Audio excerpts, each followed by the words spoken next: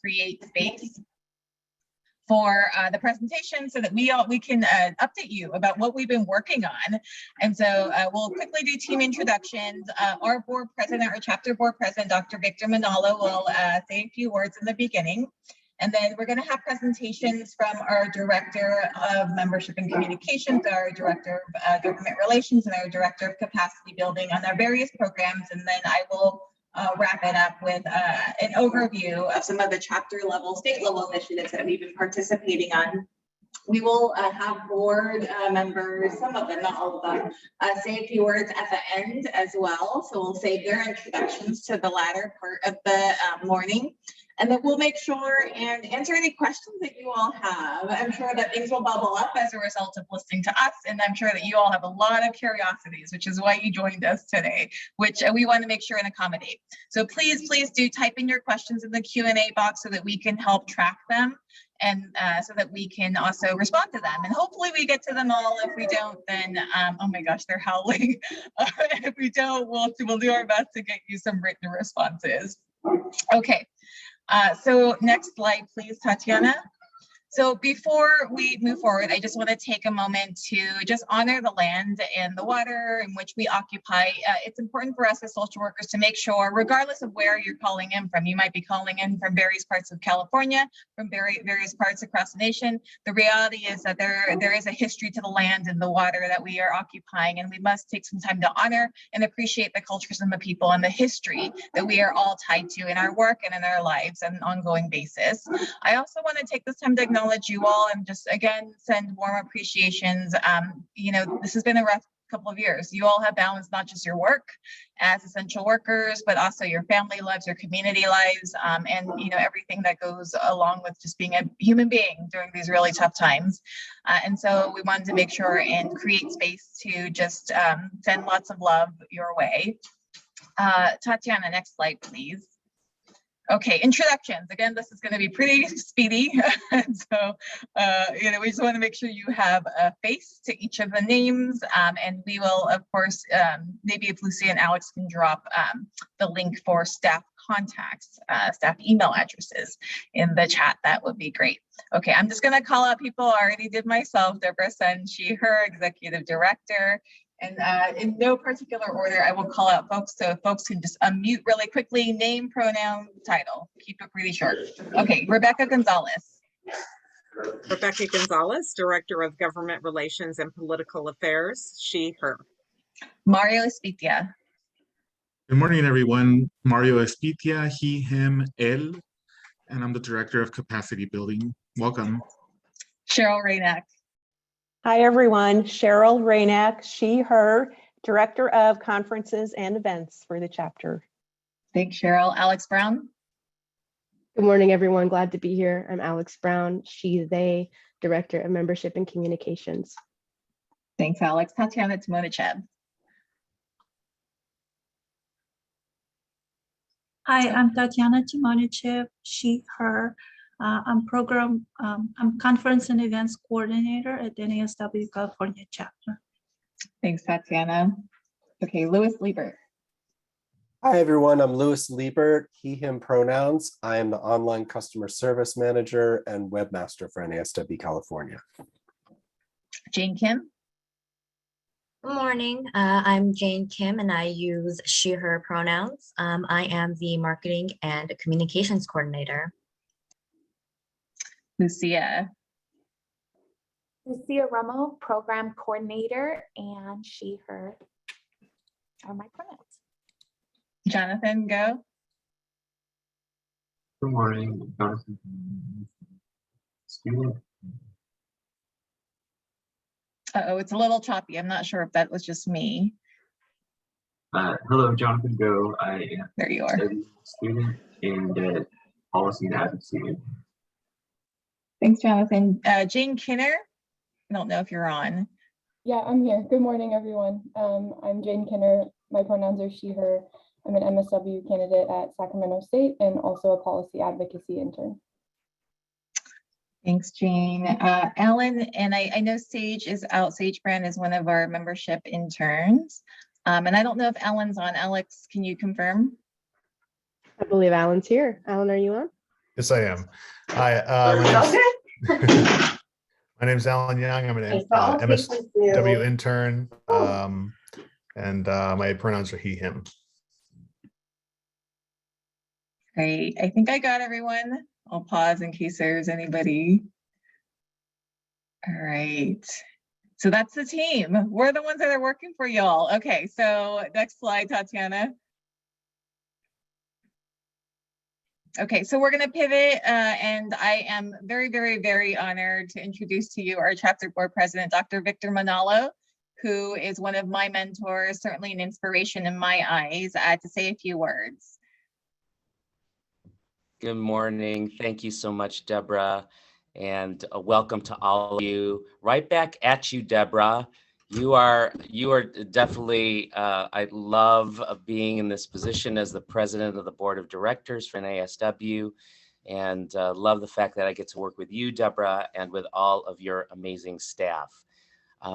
Welcome to all of you to our inaugural State of the Association address, and I'm hoping this is something that we're going to be doing on a yearly basis, but I'm just so glad to be here to be able to showcase the wonderful things that we are doing here in the California chapter of NASW for the benefit of all of you, not just those of you who are here joining us today, but for all of our members and for all social workers. And yes, part of the mission of the chapter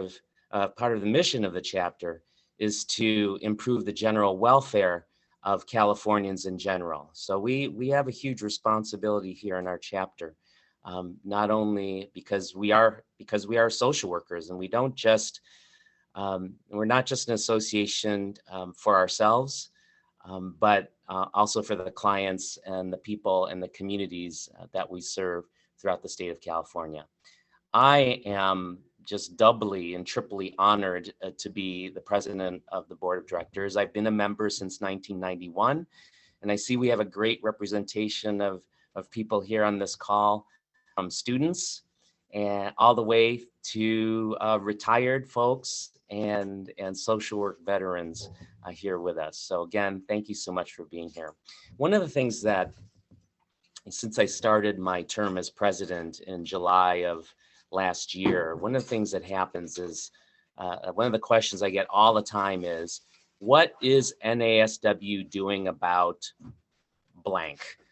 And I hear it all the time from members. What is NASW doing about title protection? What is NASW doing about this issue or that issue, or this senator or that problem, or what are you doing for me, or why is it, what am I getting from my membership fees and dues? And you're going to get all of those questions answered today and more, because when you can listen to, you have the opportunity to listen to what our staff is putting together and has put together for all of you, you will be amazed at the opportunities that you have as a member of NASW. I just had a student walk in, because I'm here at Cal State LA campus, because I have to teach class this afternoon, but I had a student walk in and she heard that I was getting ready for this. And she said, "Hey, I'm an NASW member. What do I get out of being a member of NASW?" So I said, those questions never end for me.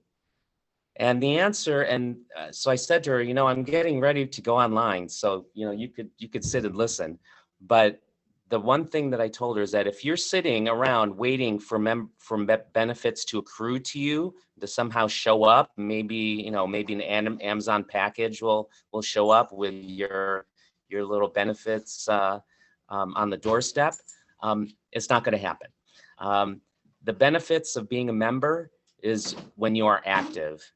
And you'll find out today about all the different opportunities that you have as a member of NASW to become active. And that's why I've kept my membership since 1991, because as soon as I get active, I get so much benefit from meeting other social workers and other professionals in different areas of social work, building my network and connections. At the same time, I'm learning about macro practice and working with others and working for an association. And I'm also contributing to my profession and to the clients that we serve. So thank you so much for being here. I look forward to hearing some of your questions later on, and also looking at your questions in the chat. Thank you once again, Deborah, and to all the staff for putting together what's going to be a great event. Now, of course, it is Social Work Month. You all know that. So happy Social Work Month.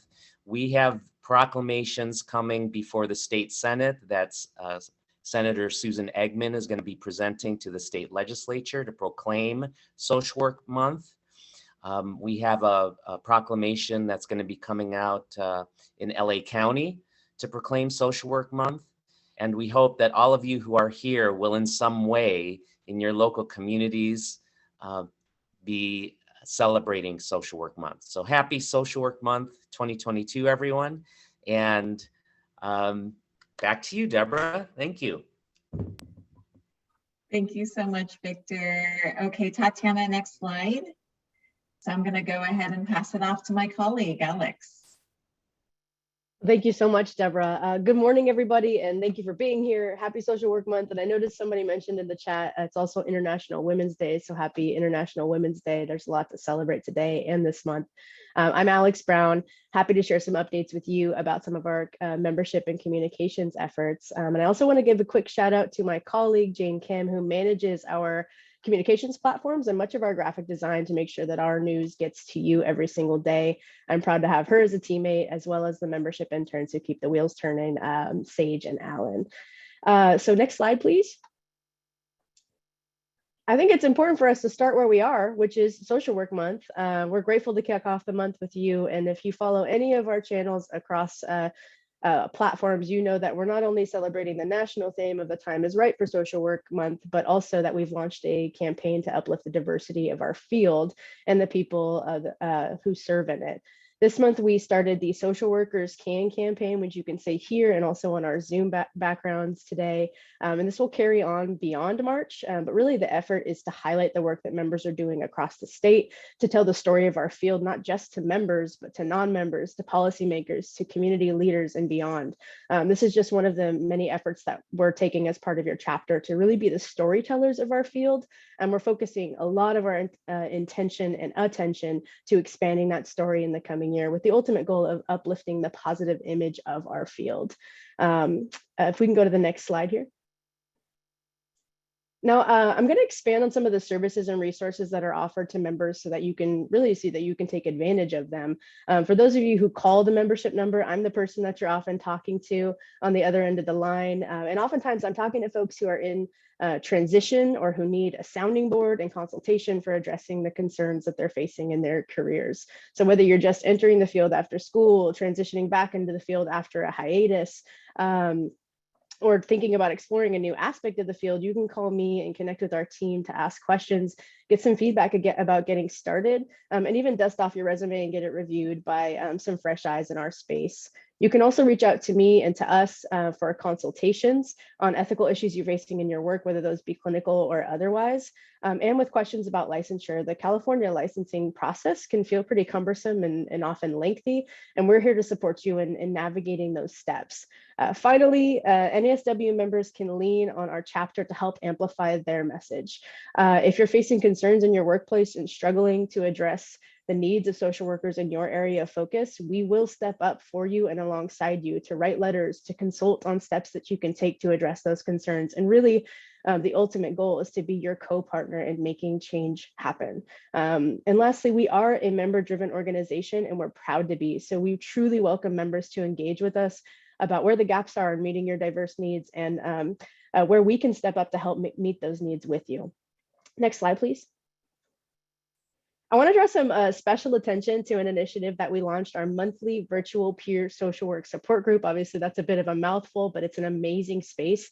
I co-facilitate this group with my colleague, Roxanne Cordova, and we're also often joined by Mario Espitia, who you'll be hearing more from today. And I just am continually impressed by this space and by the people that show up to participate from all walks of life and chapters in their social work experience. I really hope that you'll consider joining us the fourth Monday of every month if you have questions about the field, want feedback or consultation on clinical issues or other issues, or just want to build a little bit of social work community across the state. Part of the reason that we launched this and other efforts is to reduce some of the isolation that social workers are feeling right now in the context of the pandemic, but also in the context of the work that we're doing every day. Sometimes it's really helpful to take a step back and connect with folks we may not otherwise connect with to get a fresh perspective. And again, I really love how people use this space to connect and build relationships. I just want to make a quick note that we do offer several other support groups. This month, we're launching the BIPOC or Black, Indigenous, People of Color support group. There's an LGBTQ plus support group that's led by our LGBTQ plus council. And there are various regional support groups also available if you want to connect more in a local context. So please sign up, and I'll post some links in the chat after this conversation to make sure that you can get started. Next slide, please. Our platforms. So another area that we want our members to be aware of that they can access are our communication platforms. We're active on a variety of platforms, from social media to our blog to our newsletter and beyond. And members really can utilize their membership to leverage those platforms in a variety of ways, including sharing job listings with us to help promote. You can publicize your business or your services. I would love to work with any member to share a piece for the opinion section of our news and blog site, NASW-CA news.org. You can tap into resources to share academic papers and articles and really uplift your work and the things that you're studying. And of course, we are always looking for experts in a range of topics to be speakers at our statewide events, and you can apply to join us in that way as well. Next slide, please. The My NASW community, which many of you may be familiar with, is yet another way to build connections and share your thoughts and resources with other members. Our chapter has a California-specific community, which is really great for those who want to focus on statewide issues and questions. This comes with membership, and you're automatically added to the California chapter community when you join us from California. I, again, love to see how members utilize this space. They ask questions, they seek out relationships and build relationships with mentors and supervisors. They share resources and just have and start conversations with others in the field. It really is a community sounding board. And because of how active our members are in this space, it's also very self-sustaining. Of course, we as chapter leaders also use the space to make members aware of new or existing member benefits and how they can easily access them and where they're answering questions as needed. And of course, there is a national platform as part of the My NASW community as well, if you want to expand those connections and questions beyond the state. Next slide, please. Speaking of member benefits, there's a couple that I want to draw some special attention to, because recently we shared some information about these particular discounts with members on the My NASW California chapter, and discovered that we just needed to raise a little bit more awareness about them because people were using these services without being aware that they had discounts to them. So we partner with ATABS and the Therapist Development Center so that you can have some options and variety in the resources that you access. And each organization offers discounts for clinical exam prep courses. TDC also offers discounts on their law and ethics exam prep courses, and you can access these discounts as a member by emailing me directly, and I'll get you connected to the discount codes or to the appropriate links. A lot of folks lately have been asking about this, and I want to be sure that those who are working toward licensure know that we are here to support them and to offer some reduced costs as part of these self-study packages. Next slide, please. I really like to consider this our idea bank or projects in process, because we certainly have heard from our members about a variety of things that they want to see evolve within our organization, and we are listening. Just a handful of things we're focusing on bringing to fruition include members-only BBS trainings, where you'll be able to learn about some of the new regulations directly from the source or from the leaders within the BBS. We're going to be focusing on the new supervision requirements, and some renewing license details. We also get a lot of questions about the out-of-state licensure and plan to bring a presentation to our communities to educate you about getting licensed in California when your hours have either been accrued out of state or you're licensed out of state and want to practice in California, and to really help answer some of those nuanced questions. Understanding that clinical professionals are also in need of supports and consultation, we're currently looking at implementing consultation groups, clinical consultation specifically. We're in the very beginning stages of this process, but I did want you to be aware that this is a service we want to bring to fruition. We see the value in it for our members and want to make sure to create that type of community for folks. We're also looking at launching a career webinar series to help prepare new social workers who are transitioning into the workforce or transitioning back into the workforce with interviewing, resume building, et cetera. And so be on the lookout for that. Last year, as part of the membership committee, we launched a member forum. It was in April of last year, and we are going to be bringing that event back to discuss not only the items on this list, but more. So please expect to see an opportunity to engage with our leadership and our membership committee in June of this year. We'll make sure to keep you advised through our newsletter and our platforms. And finally, as we are a growing organization, we are also growing our communications platforms. And that includes an enhanced jobs and resources board and a brand new newsletter look and feel that I'm actually personally very excited about and hoping that you'll appreciate as well. We'll be calling our bi-monthly newsletter Social Work Voice, and we'll be curating content from all aspects of our work within the chapter to make sure that you have access to the best information and updates that is the most relevant to you. So please be on the lookout for that. It's coming soon. Next slide, please. Whether you're a member or you're not, we want you to be engaged with your chapter.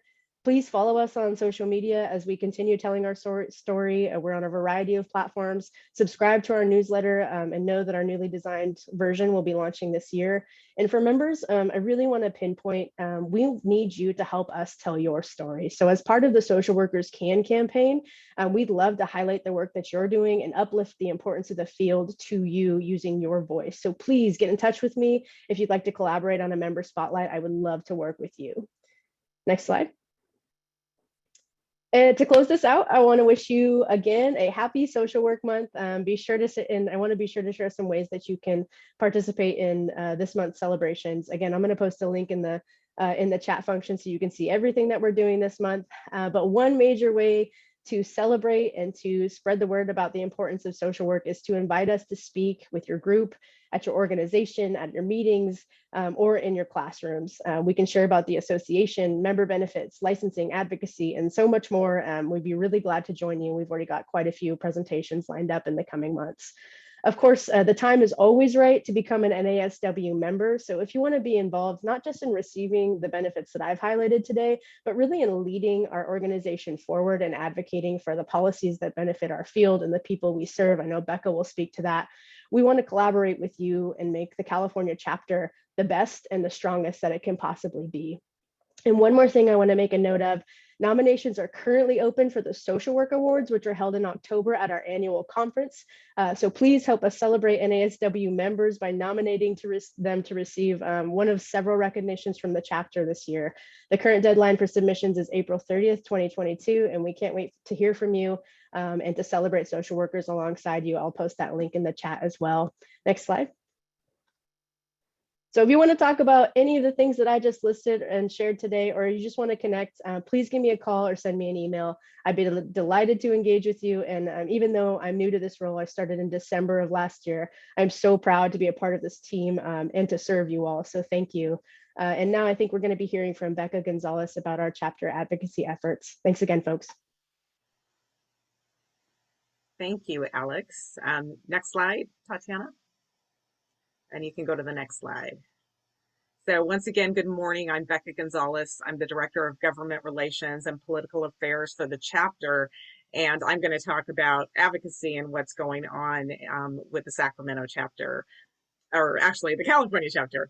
I am excited to say that I have been in this role for 12 years, and I have never seen so much excitement about our field of social work within the public policy space. There has, as we all know, a workforce shortage, and there is wide recognition that social workers are needed in so many different areas, from behavioral health to child welfare, to working with the homeless, to reforming police departments.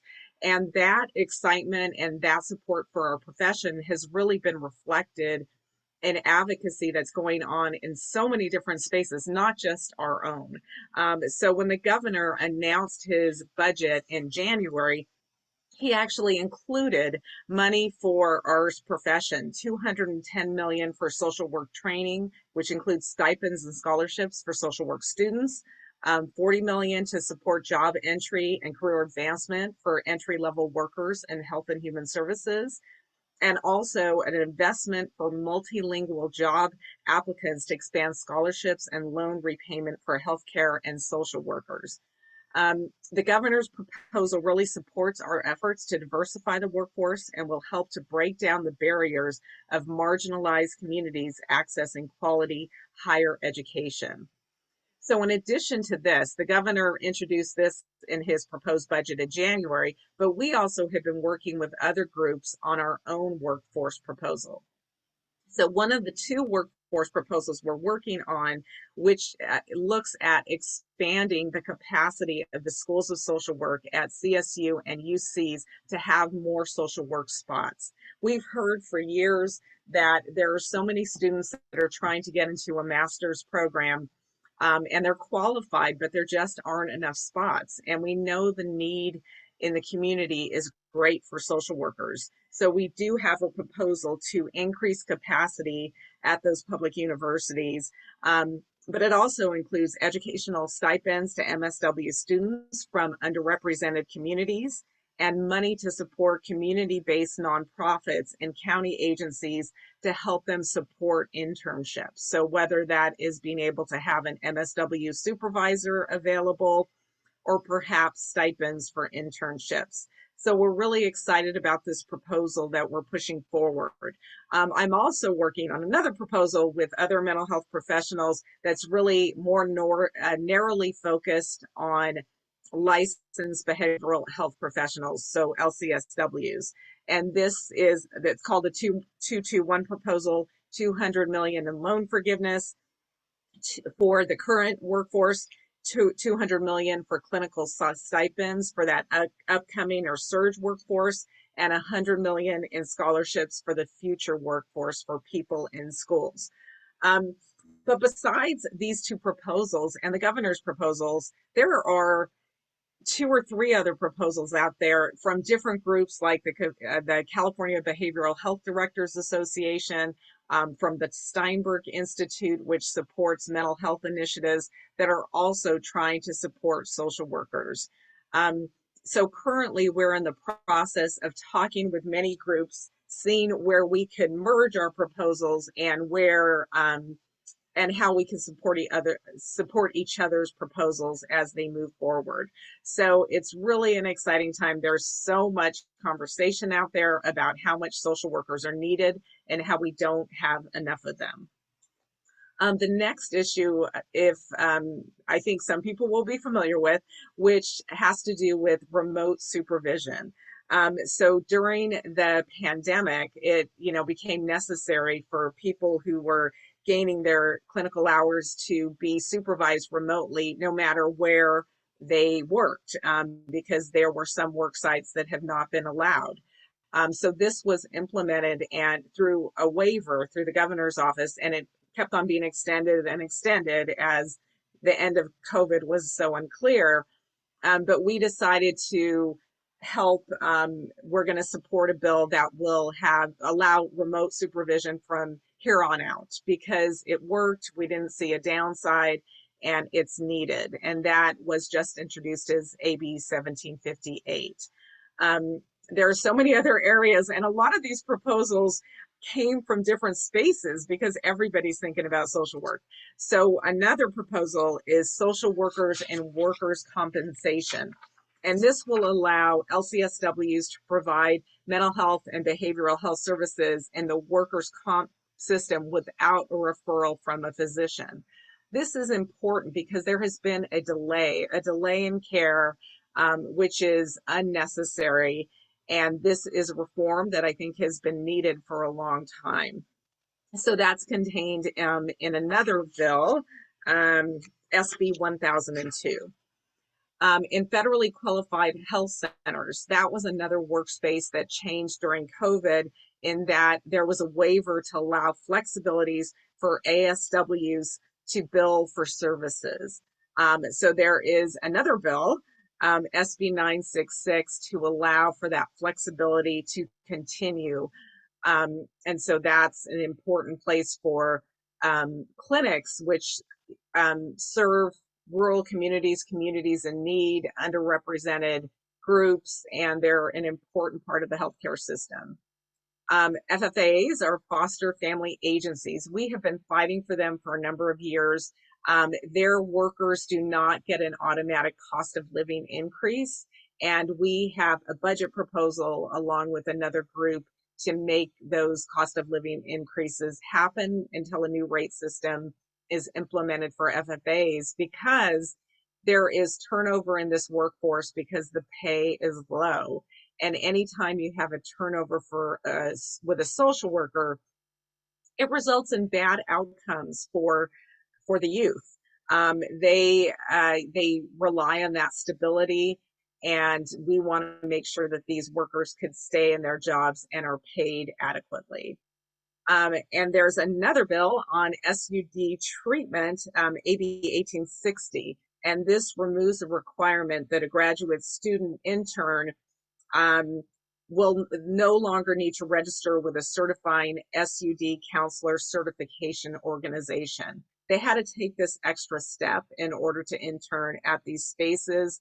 By certifying with these organizations, it's an additional fee, which is a financial burden, another 9-hour course, and it was duplicative of the training they were already receiving. So that's another bill this year. Provider credentials, AB 251. Anyone in certain settings, especially private practice, will know what this is about. This, right now, it takes a long time to get signed up with healthcare service plans. So this requires healthcare service plans to credential mental health providers for their networks within 45 days of submission of a completed application.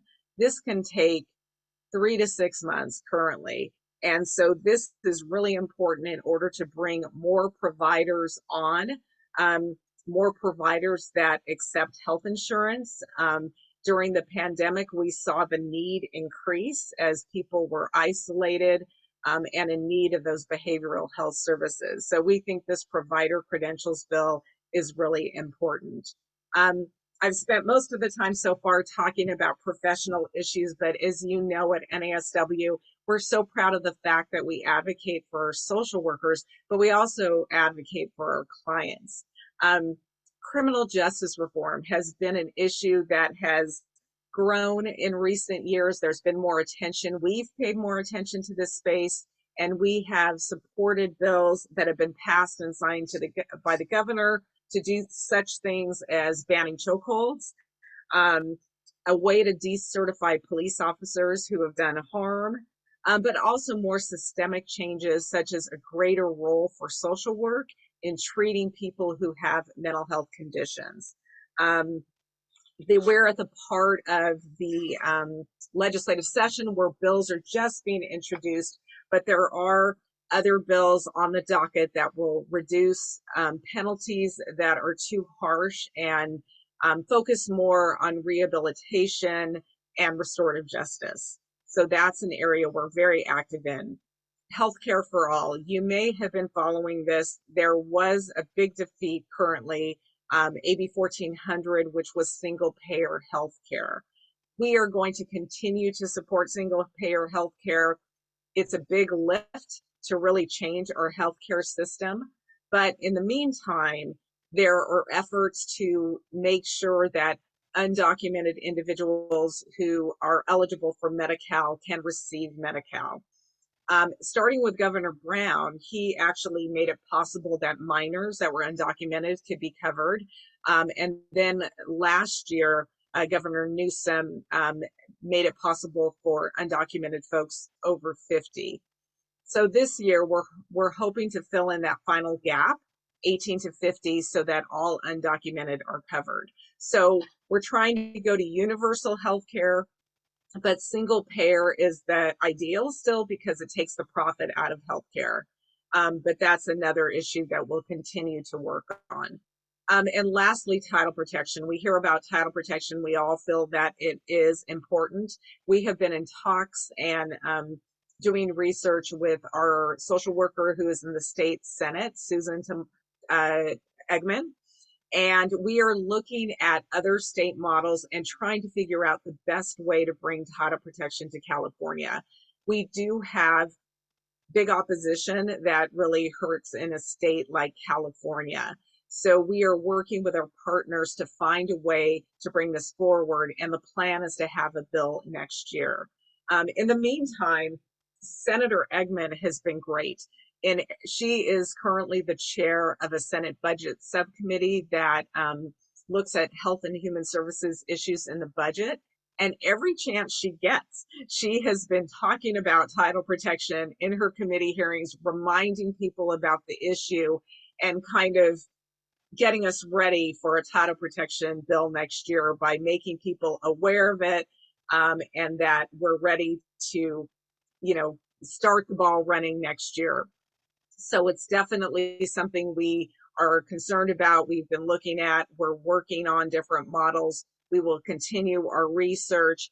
And also we want to include all of you in our advocacy, because it will be very important for social workers to talk to their own state senator, their state assembly member about the importance of title protection. So those are only a few of the things we're working on this year. We are gearing up for lobby days. My legislative committee will meet on Friday and Saturday to decide which bills we will support and oppose for the year and what our 3 lobby day bills will be. So stay tuned for that. Check our website as we announce those initiatives. So that's it for now, and I will kick it off to Mario. Next slide, Tatiana. Good morning, everyone. My name is Mario Espitia, Director of Capacity Building. I'm so happy to be here today and welcome you all and share about what is going on with our continuing education program. Next slide, please. So our online continuing education program has been around for about 20 years now. And at this point, we are offering over 100 courses. The website is socialworkweb.com, and we provide courses on various topics, ranging from DSM to behavioral health, to trauma-informed care, motivational interviewing, and many, many more topics. We invite you to visit our website, socialworkweb.com, to take advantage of our Social Work Month special. We're currently offering a 20% coupon, and if you go to the website, you'll see a banner at the top that you can click on and use that coupon for as many courses as you want in one transaction during this month. We're also going through, one of the exciting things that we're going through in our online CE program is that we're going through a rebranding process. We're working with our consultants to modernize our website and enhance the user's course experience. And we hope that we can launch a new redesigned website by the end of summer, so stay tuned for that.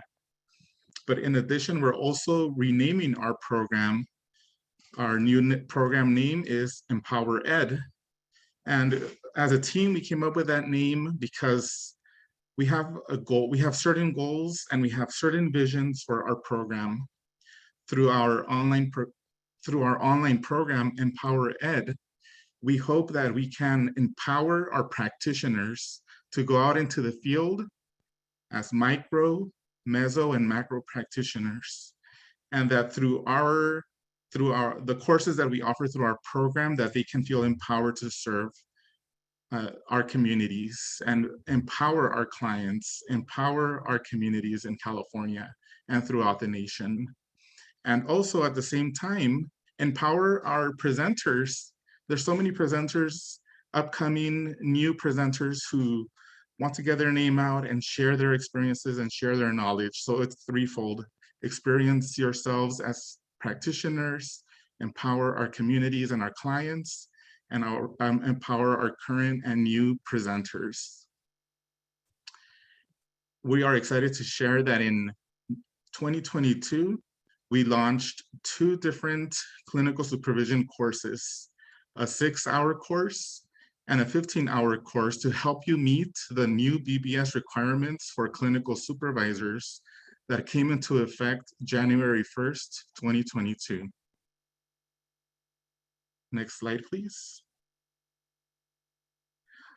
Our online CE program, now Empower Ed, provides all of the essential coursework required for BBS licensure and registration renewal. For example, suicide risk assessment and intervention. We offer a multitude of California law and ethics courses, for example, legal and ethical aspects of telehealth, and legal and ethical standards of care for LCSWs and LMFTs. We also offer all of the pre-licensure coursework for in-state and out-of-state registrants. And if you're curious about our program and seeing what we have to offer, we do provide 2 courses that are free of cost to members and non-members: how to fight anti-AAPI hate, and also Introduction to Gender Identity and the Transgender Community. We are just so honored and grateful to all of our colleagues who enroll through our online continuing education program and that trust us with providing the courses that they need to continue to be successful in their careers. Next slide, please.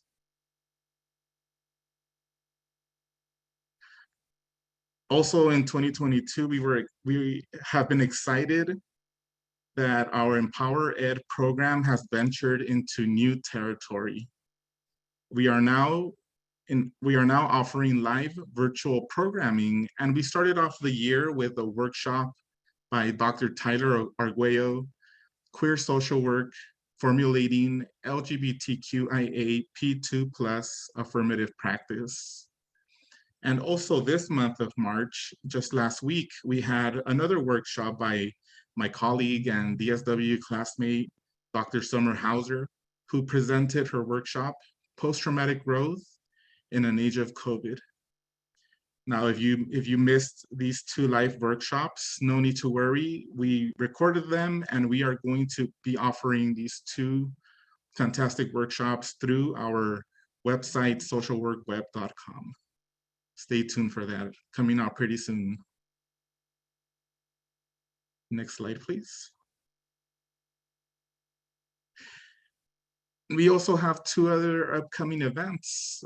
My colleague, Dr. Summer Hauser, is returning at the end of Social Work Month to provide us with a workshop called Yoga for Social Workers. And this is a gift that she wants to provide to all of our members and our California community to support our communal self-care, communal growth, and healing through the practice of yoga.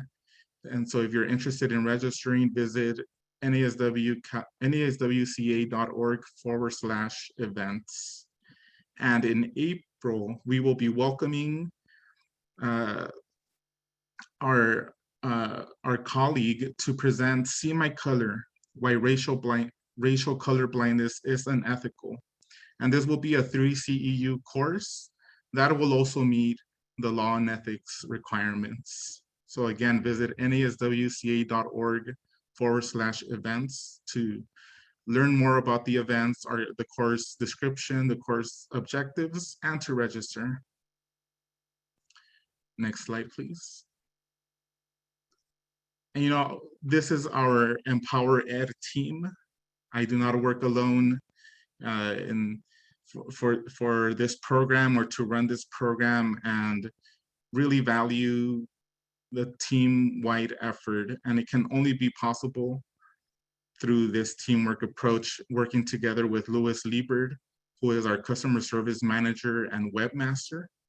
And if you have any questions about enrolling in our courses through socialworkweb.com, you can reach out to him at support@NASW-CA.org. But our team is small and mighty, but it doesn't end with just us 2. The success of our program is really because of the support that all of the NASW California staff offer to us. So Thank you, NASW California team members. We appreciate you, we love you. And once again, thanks to our entire NASW California community for trusting us with coming over to our program to enhance your education, your learning, your skills. And we continue to welcome you to our events live and through our socialworkweb.com website. And I pass it over now to my colleague, Deborah Sun. That was so well said, Mario. Oh my goodness. Thank you for those warm words.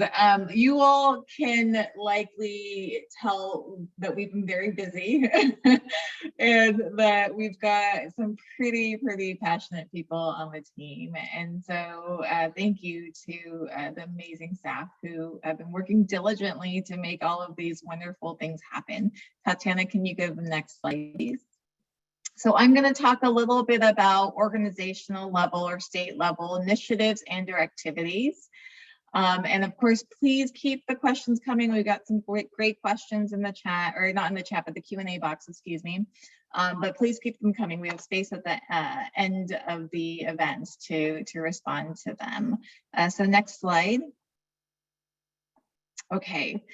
So again, we've been very busy and a lot of that is really about making sure that we have the human power, the human capital to make sure we are doing the things that we want to do. You can tell we're a small team, we're a mighty team, and we have to have the right structure, right, within the California chapter to make sure that we're addressing the needs of the field, that we're adequately supporting our members, and that means continuing to grow and continuing to be fluid and responsive to you all based upon what you need and what our communities need. And that means just as our communities evolve, we need to too. And that's really important. And so that is, you know, the reference in terms of investing in the chapter, that we are being mindful about what our team looks like, how we're being nimble and flexible in terms of our programming as well as our infrastructure, so that we can make sure that we're investing in ourselves as human beings that need to grow, because we're lifelong learners, right? So, you know, really the important part of our work is grounding in the voices of those most impacted. And that means your voices, right? The voices of social workers, the 75,000 or so social workers in the state of California, and the communities that you serve. And so that's our role, to make sure that there's a space that feels safe and that feels, you know, connected for you all to vocalize with us about what you need and what you feel, you know, is important in terms of priority. And we've done that in a variety of ways. We've administered field surveys, and so that's something that we are doing annually. We've done 2 thus far. We had a great turnout. So if you did fill out our field survey last winter, thank you so much. We had about 2,000 respondents, which is pretty good for a survey. And so, you know, that's one way that we gauge need. We also facilitate spaces, right? Because some people like to join spaces. They like to ask questions. They like to, you know, engage in dialogue. So Alex talked about the member forum that will be facilitated. That was also facilitated last year as well. So that's another space. And then this is another space, right? Because we're telling you and sharing with you what we're working on, and then we're inviting, you know, comments and any feedback about what resonates and what we're missing, because it's important for us to make sure that we're listening and then be responsive and adjusting our programs based upon those needs. And that's really what we mean by co-creation, co-visioning forward. It really is about, you know, breaking down the hierarchy. It's not us making these unilateral decisions within the context of the team. It's not about us deciding what social workers need. It's actually about us deciding in partnership with you all and making sure your voices are the most elevated in the ways that we're designing trainings and peer supports and advocacy agendas, et cetera. So all of that, you know, we've certainly worked diligently to not only create those spaces, but make sure we're actively aligning our work based upon the results of those spaces. So chapter level events, you all are probably familiar with sort of our major events, and that includes the legislative lobby days, which has traditionally been really geared towards the student population, that takes place in April. And then our annual conference that takes place around October every year. we have been really thinking deeply about what are we missing? How can we strengthen these opportunities? And we, included in the field survey questions about how to do precisely that. What are we missing? What do you all want to hear about? Where can we fill in the gaps? What can we do better? And you all, shared with us such amazing feedback that we've incorporated now moving forward. And Mario talked about some of the capacity building supports, right? That we're broadening our offerings. It's not just about the mandated courses or licensure pathway. It's actually about everything. It's about how we're raising our capacity as human beings to be strong social workers, to be supportive with one another, to make sure that we're accessing our best selves. And we as NASW California need to hold that onus with you to make sure that we're offering the supports that you need moving forward. So our annual conference, based upon feedback, we're innovating our upcoming annual conference in October. It will be virtual, unfortunately, this year. We had to make that hard decision pretty early on because conference planning takes place about a year before the actual event, just given the logistics involved. But nonetheless, folks really wanted a diversity of offerings, not just courses around clinical work, although that's an area we are taking a deeper dive in, but they wanted courses that were reflective of all the various levels of our practice.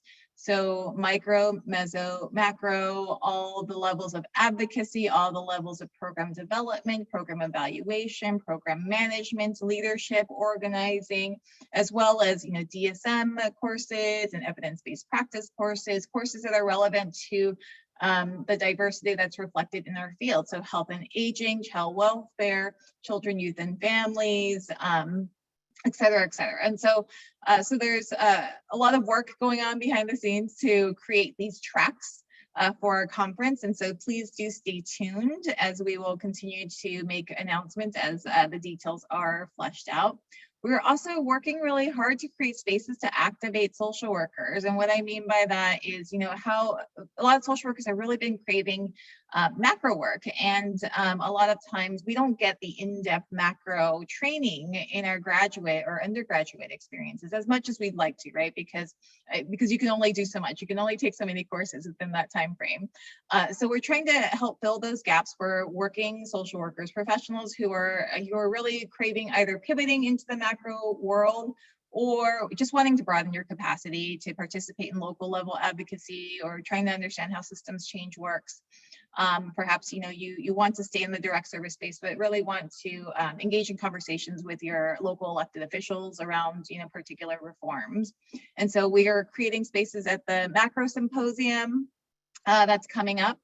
And so that's another area. We have several tracks around DEI leadership, around community organizing, legislative work, program management, et cetera. And so please do check that out in terms of the details. The registration has already been launched. And so that's another event that we co-crafted with you all to be responsive to the asks that our field has. We did a budget and workforce summit last year as well, and that was again in response to social workers being really curious about, what's everybody doing around workforce? It's a big issue right now. How does the state budget work? And so we did that event last year. And so, moving forward, we really want to lean on you all to tell us what's working, what's not. Is this working? Do you want us to do it again? Do we need to, pivot into something different? All of that feedback is incredibly helpful for us. So please do continue to give us the feedback in all the spaces that I mentioned earlier, and or just email us as well. We're really open to that. So organizational and systems level advocacy.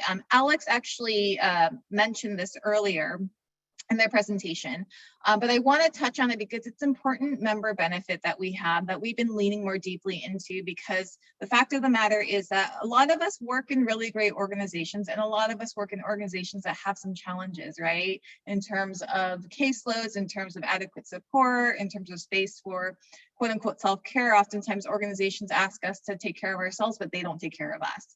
And so, these are realities of our working conditions, and we as NASW California want to make sure that we are holding the responsibility to advocate for you in whatever way feels safe, right? Because not every employee has a different position of power and or privilege in the space that they own.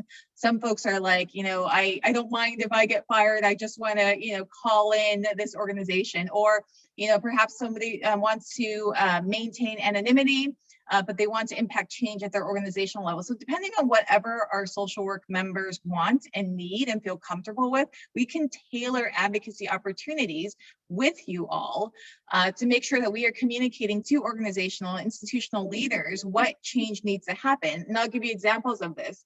You know, we've worked with school social workers to conduct presentations to their school board or to their superintendent to present evidence-based models, evidence-informed models of school-based mental health to ensure that we are advocating for and communicating the prudence and the efficacy of ensuring there are enough social workers that are employed at the school setting and what that ratio looks like and what that programmatic support needs to look like.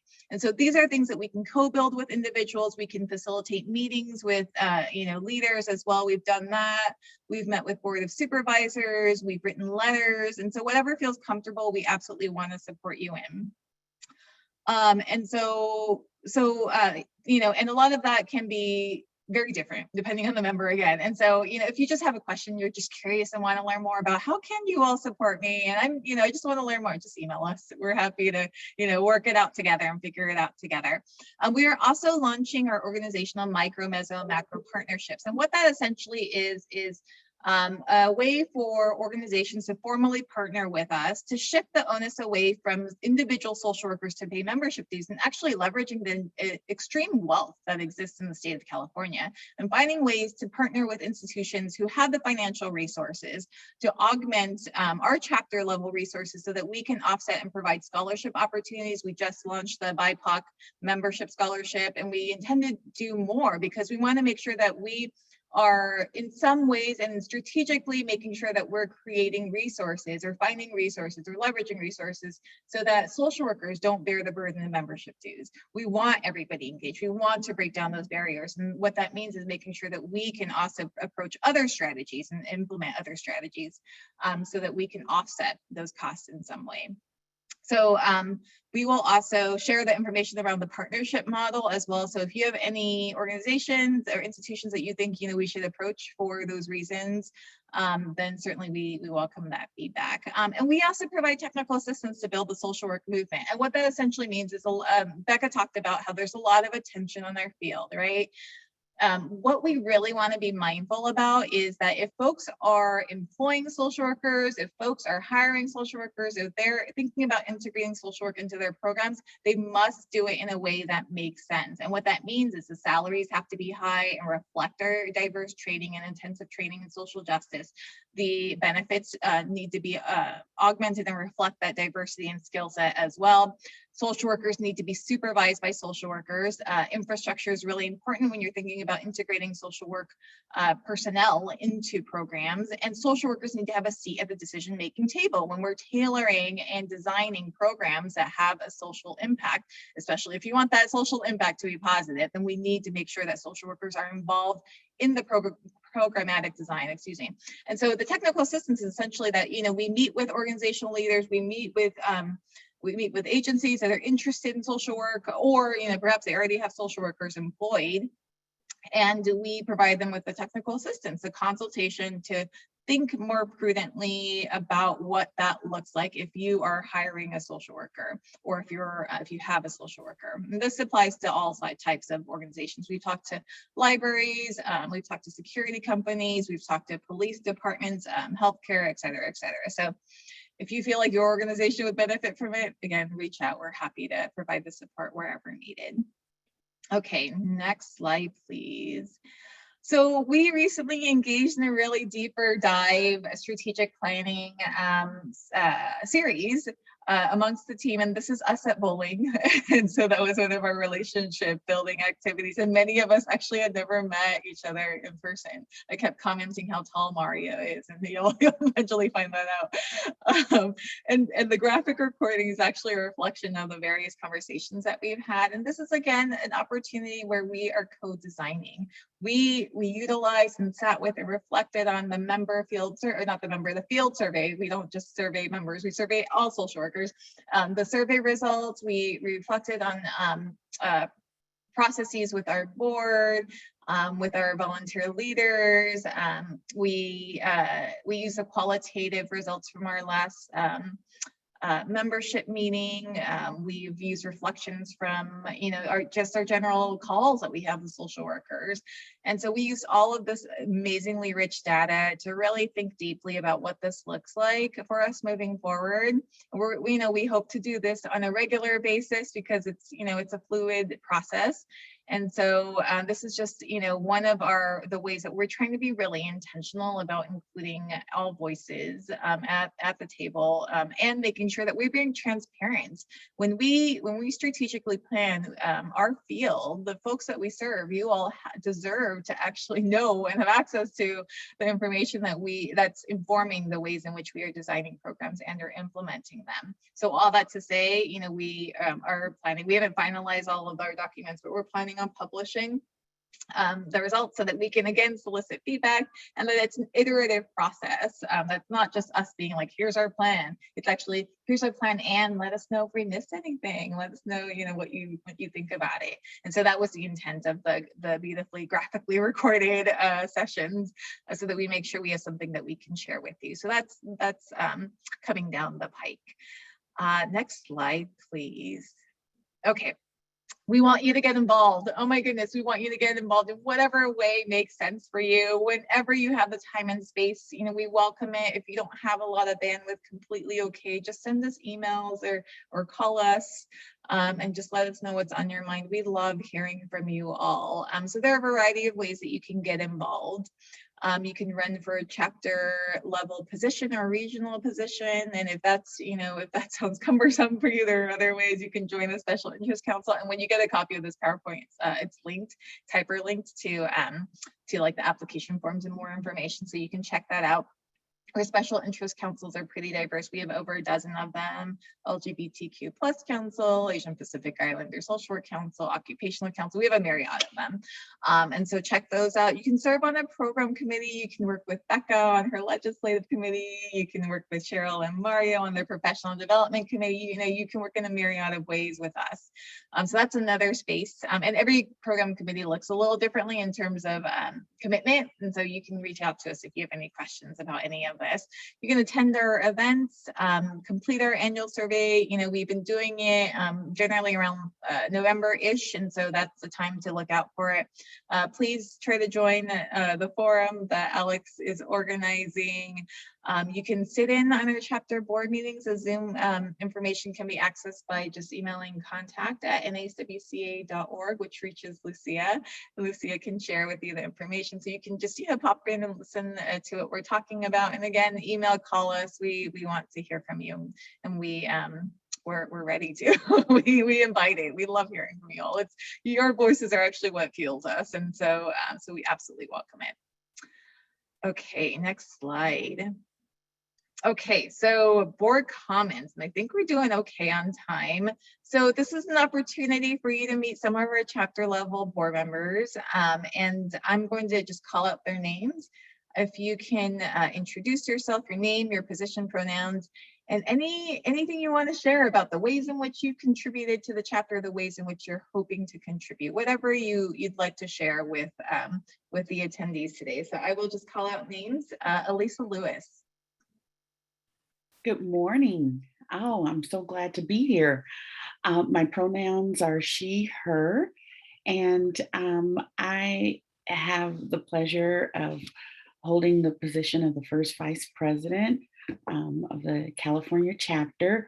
I'm new. I've been an NASW member since, I guess, 2009, and was asked to get involved in this way. It's been a pleasure. I'm learning a lot. And I am so excited about what Rebecca and Mario, what everyone is doing, and Alex and Deborah. Yeah, I'm happy to be here, and this has been a great learning experience. And so I would advise anyone who has a capacity, right, availability, and wants to learn and become a leader, to join us. And that's all I have to say. And pass it back. Thank you, Elisa. Amanda Silva. Hi, everyone. I'm Amanda Silva. I'm the Region A Director. My pronouns are she, her. And by the way, we are looking for a new Region A Director. And if you think that's not you, what I will say is I started at a very local level with my local unit. I was a student board member. I joined all the committees. And the reason I recommend that, and I challenge that feeling that, leadership isn't for me, is inherently social workers are political. Inherently, we are meant to do macro social work. And the networking and the opportunity to strengthen our profession, I can't say enough about. So I plan on staying involved after stepping down as Region A Director by working with Rebecca, as she mentioned, on the legislative committee and helping shape where NASW is supporting to strengthen our profession. So any way that you can involved and that feels good, I recommend it. It's a joy. Thank you. Thanks, Amanda. Dr. Deborah Villanueva.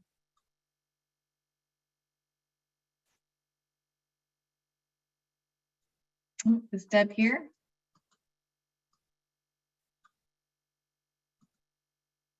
She is, but she was having some audio issues. Oh, okay. She may not No be able to get worries. on. That's okay. We'll Can you try hear you me? again. Oh, yes. Hi, Deb. Hi, good morning. Oh, wonderful. It's been quite a morning, I say. I'm so happy to be here with everyone, all the energy, and it's just so contagious. Happy Social Work Month to everyone. My pronouns are she, her, ella, and I am the Region I Assistant Director. And I just look forward to all things NASW. Just so wonderful, so much opportunity for growth and learning.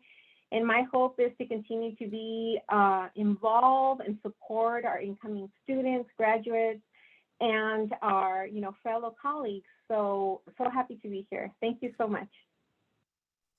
Thanks, Deb. Dr. Melissa Castro. Hi, good morning, and happy Social Work Month. Happy International Women's Day. For me, being part of the board member, I'm currently serving as the VP of Professional Development.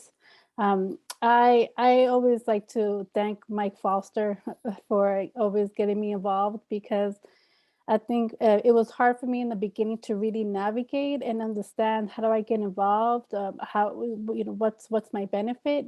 So just having that opportunity to serve as one of the board members has given me so much growth, just in terms of networking, really understanding what the board is about and NASW and how much it really works more internally.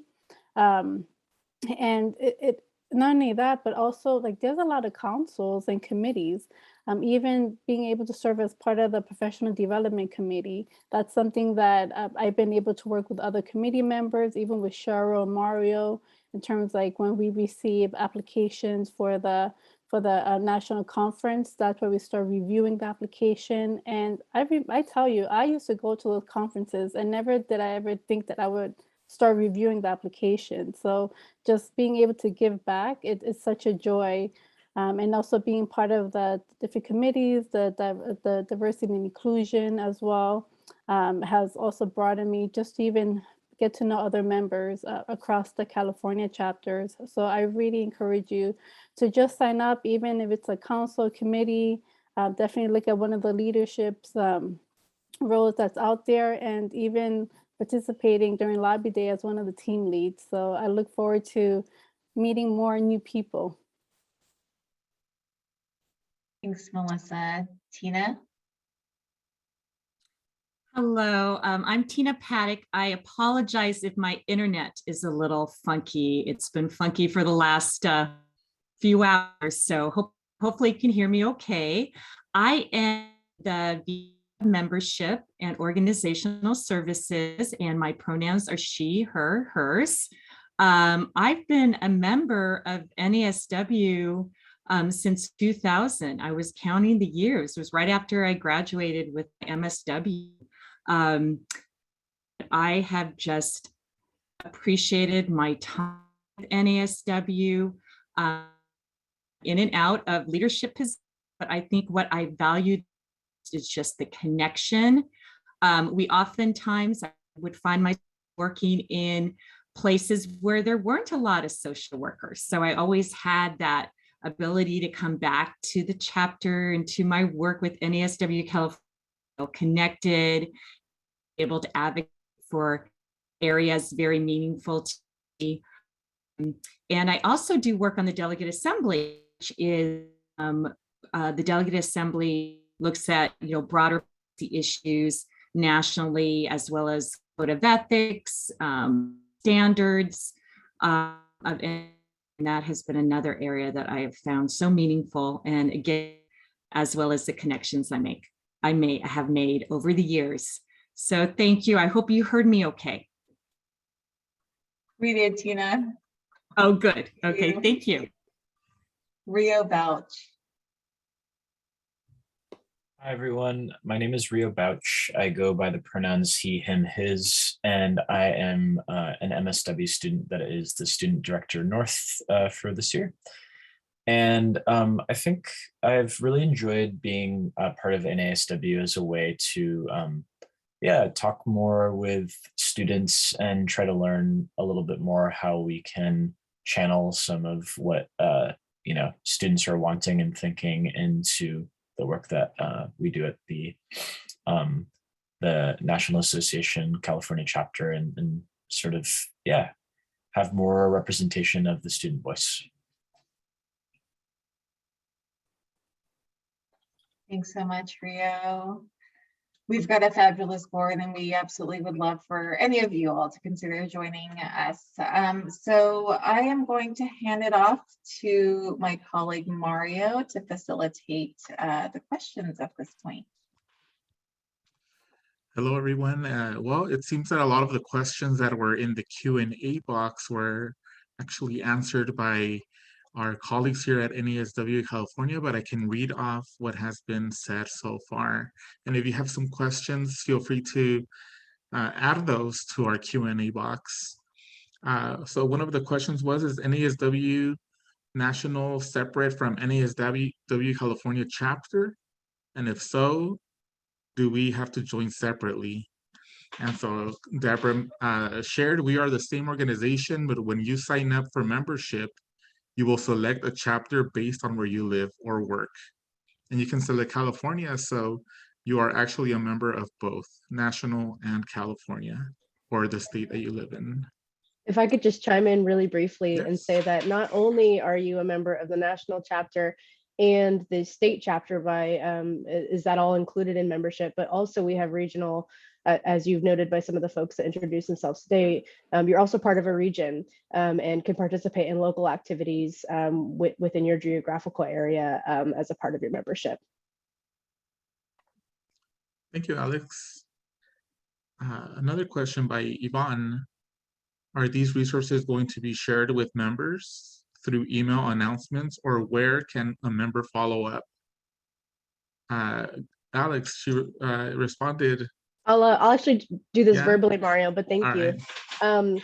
Just so that folks know, when you sign up to be a member, we do send out a welcome email the following month with a highlight of some of the benefits that we offer. But this is good input for us to make sure that we're sharing our member benefits guide on a more regular basis, so that you have an opportunity to get a refresher and make sure that you can access the benefits that are available to you. So I did share the member benefits guide in the chat. I'll share it again in just a moment here, and we'll make sure to make that accessible in our newsletters coming up. So the best way to find out about some of the upcoming events that we're offering and ways to participate in those ways is to sign up for our newsletter if you're not already signed up. We send out regular newsletters with updates about the things that are going on within the chapter, and we will continue to be sharing that with you. Thanks, Mario.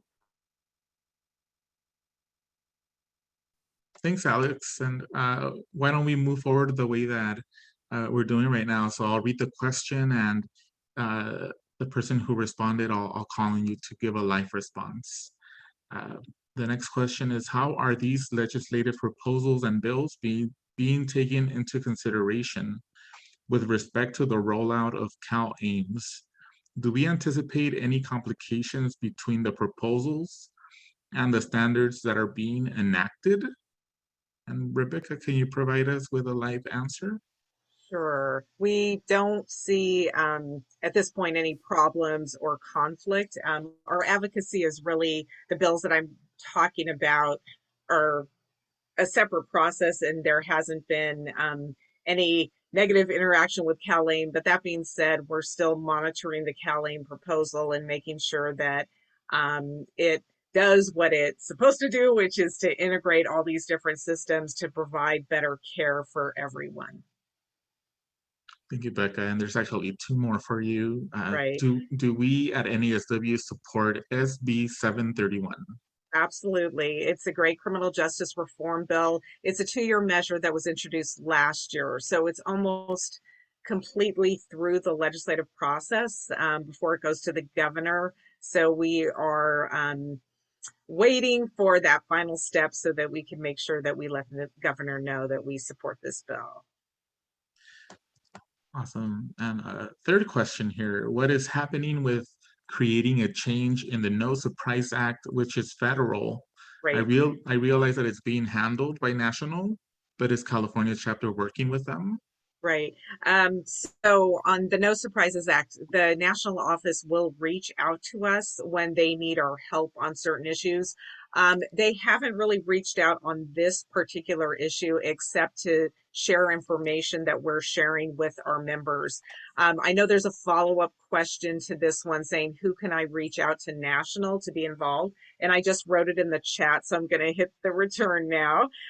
Sarah Butts is the legislative person at national that you would most likely reach out to about this issue. There are a few other people, but she could get you to the right person. Thank you, Becca. I see no other questions at this point.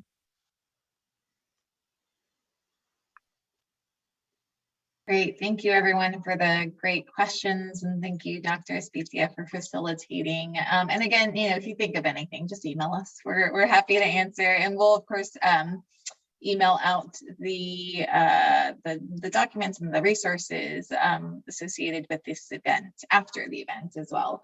So before I hand it off to Lucia to close in terms of logistics, I want to invite Dr. Manalo back to say some closing words. Thanks, Deborah. Can you all hear me? You're slightly delayed, but if you keep talking, I think it'll be fine. Oh, well, there's no problem with that. I can definitely keep talking, as you all know. But I'm not going to be to take up too much time, because did I not tell you that all of your questions would be answered? What are we doing? Well, we're doing quite a bit, if you could tell. Deborah almost lost her breath just to get out everything that she was reviewing, and the rest of our staff went through it so quickly. I'm sure your head is spinning with all the things that we're doing here at the California chapter. But please do not let that disorient you.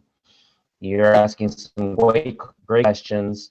And some of you even asked, how do I do this? Well, guess what? It's very easy. Reach out to us.